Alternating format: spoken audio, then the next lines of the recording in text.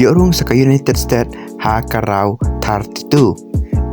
Haka jingil kai baar jonga grup D lane kata ka match day 2 jonga grup D kata ka Australia Persia ke United States. Haka ne jingil kai ke United States kalak menil kai bah da ka batang kemit ka bakat wei kalak ban lam kemada ke jingil kai lengba ka un gol.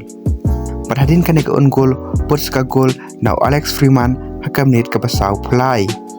Batang kumne ka kala step kala kut no da ar gol la not. Henry bon peteng pada ke kelambit kini baru artri tim kim shimala shu pen ki akajar pat kumta ka jingya kairu kalakut no da argol la not padlang ba kan ke 6 job ke United States kala qualify shakarau 32 padlang ba kan ke 6 job ladangi pai ke meja kin point ke United States kala yo enru point ki artri ki jingya kai pat kumta kala qualify direct shakarau 32 wala kadang don sakoi ke jingya kai pakahap panya kai. Henry Australia pat kayo live point nagi arteli ki jingla kai pat kumta kahaban up ya ka jingla kai bakadu jongka pan pentikna la kayo urung nem hakarau ke balai puar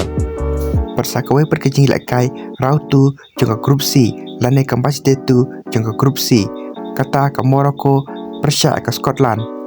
palarangi pai ke negi jingla kai ke Morocco kalala banil kai bah da ke ba tang kemit ke baar kalak penki akajar lengba usai bari ya ke bol ke bal asis da Ibrahim Diaz. Perhatian kan ke sigol poro artli ke tim kilia kuntek panyo tep gol biang Henry haduk bakut ke jingil kai kim shama laksyu pan penki akajar pat kumta ke jingil kai kalakut no da sigol la not. Padlengba kan ke 6 job ke Morocco kadang don jingkerman pan qualify syakarau ke balai puar.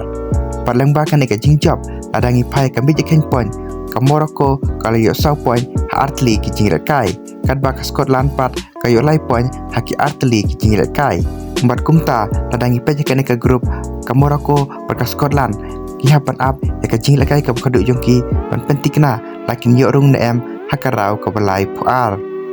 Tia mentah tangkine ke bor ki bakendiat kublei shibun.